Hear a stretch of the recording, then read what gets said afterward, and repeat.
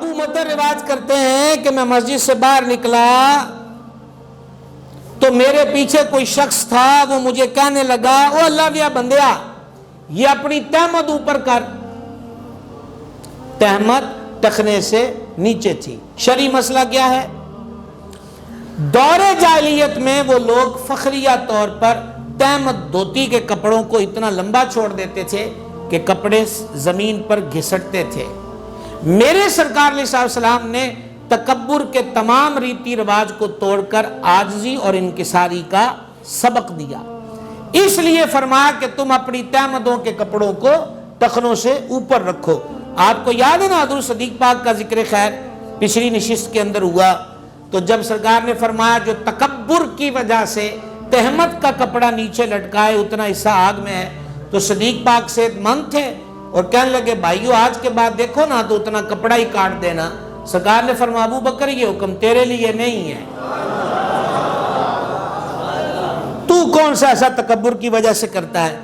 اور اس سے بھی پہلے آپ کو سرکار فاروق اعظم کے تذکرے میں یاد ہے کہ جب زخمی ہو چکے تھے، بلکہ پچھلے سے پچھلے ماہ ہمارا عنوان تھا نیکی کی دعوت عام کرنے کا، تو زخمی تھے حضرت عمر پاک اور لیٹے ہوئے، اور ایک نوجوان ملنے آیا، جب جانے لگا تو اس حال میں دیکھا کہ اس کی تہمت کا کپڑا ٹخنے سے نیچے ہے۔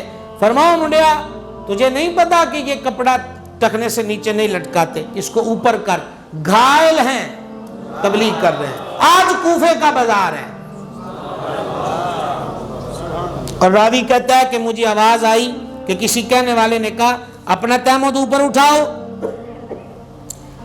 ایک تو یہ ہے کہ اس سے تمہارا کپڑا بچے گا، زمین پہ گھسے رہے گا تو خراب ہو جائے گا، ایک تو تمہارا اس سے کپڑا جو ہے وہ بچے گا، اور دوسرا یہ بات تمہارے لیے باعث تقویٰ ہوگی، کیونکہ سرکار نے منع کیا ہے تو جو اس سے رکے گا وہی متقی اور پرہیزگار ہے۔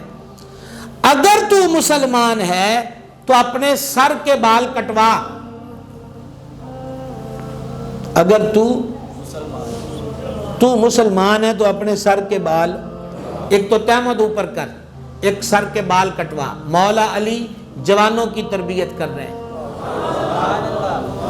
اچھا، سر کے بال کٹوانے میں یہی بات قرین حقیقت و قیاس ہے کہ جس کو مولا علی یہ فرما رہے تھے اس کے جو سر کے بال تھے وہ سنت کے خلاف تھے، فرمایا اس کو کٹا دے۔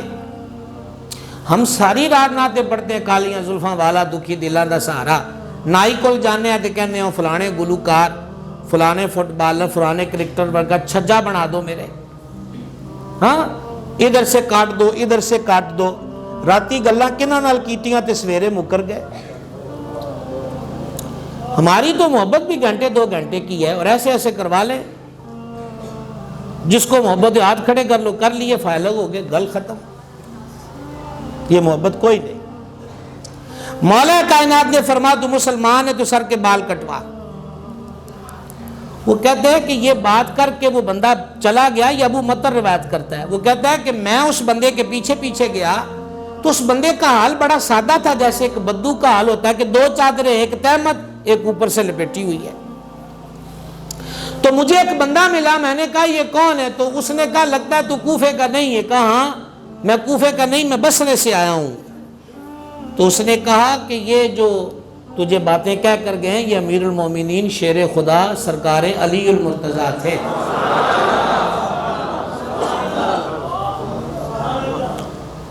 ایک تو اولاد کو اپنے حدود و قیود سے نکال دیا گیا، اتنا سرے چڑھایا گیا سرے کہ اب اس سے باپ کسی چیز کو روک ہی نہیں سکتا، اور دوسرا جہاں باپ کا اثر چلتا ہے، بڑے کا اثر چلتا ہے، وہاں چلایا نہیں جاتا، اس کی اصلاح نہیں کی جاتی، تربیت نہیں کی جاتی۔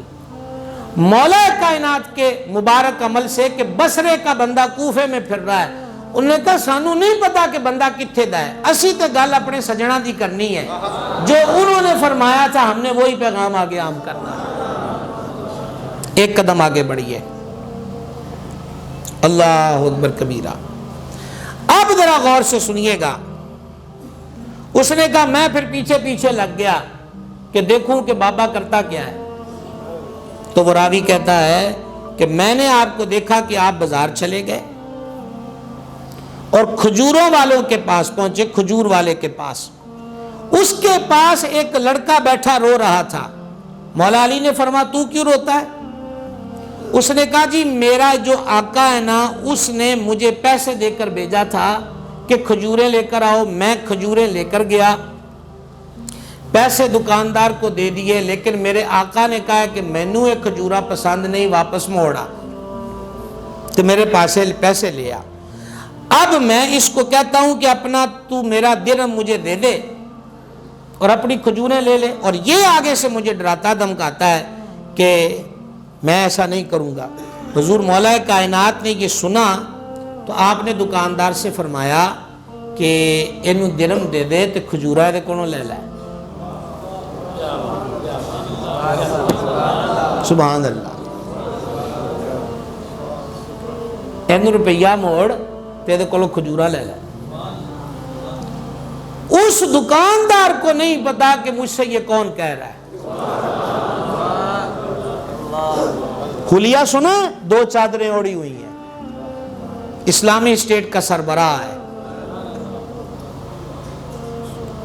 اس دکاندار نے مولا کائنات کو دھمکی آمیز لہجے میں بات کی، کوفے کے بازار کی بات ہو رہی ہے، خبردار میرے کام میں کسی قسم کی مداخلت کی کوئی ضرورت نہیں ہے۔ اور اگلے لفظ تو کبھی بے ہمت ہو جاتے ہیں ہم لفظوں کے آگے۔ اس بندے نے تھوڑا کندھے سے سرکار حیدر کریم کو دھکا دینے کی بھی کوشش کی۔ اچانک ایک بندے نے کہا تینوں پتہ ہے تو کیا نال گل کردا پیا؟ اس نے کہا نہیں، کہا یہ امیر المومنین شیر خدا سرکار علی المرتضیٰ کرم اللہ تعالی وجہ الکریم کی ذات ہے۔ بھائی جی یہ دنیا ہی وکھری ہے۔ مدائن کا گورنر ہے حضرت سلمان فارسی، بازار میں بیٹھے ہیں تو جیسے آپ کی بلٹیاں آتی ہیں اور آگے ریڈی رکشے والے وہاں سے لوڈ کر کے دکانوں پہ دیتے ہیں، تو مدائن میں بھی ایک منڈی تھی جہاں مال اترتا تھا پھر دکانوں کو سپلائی ہوتی تھی۔ ایک بندہ مال دیکھ کر آیا تو حضرت سلمان کو دیکھ کے کہنے لگا کہ میرا سامان فلانی جگہ تے چھڈیا میں گا؟ انہوں نے کہا جی چھڈیا ہوں گا۔ آخر انہیں پیسے دینے نے، گورنر اور گل ہو رہی ہے۔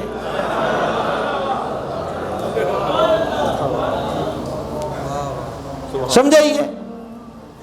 میں کہا ٹھیک ہے۔ حضرت سلمان پاک وہ جو بھی کوئی بوری وغیرہ تھی اس کو اٹھائے، جب بازار میں پہنچے تو ادھروں کو آوے السلام علیکم، السلام علیکم یا امیر، السلام علیکم یا امیر۔ انہوں پریشانی لگ گئی یہ کیڑا مزدور ہے جنہوں مدائن دے کہ ایک بندہ سلام کر دے۔ تو اس نے کسی سے پوچھا یہ کون ہے؟ اس نے کہا تجھے نہیں پتا؟ کہا نہیں۔ کہا یہ ہمارے مدائن کے گورنر حضرت سلمان فارسی ہیں،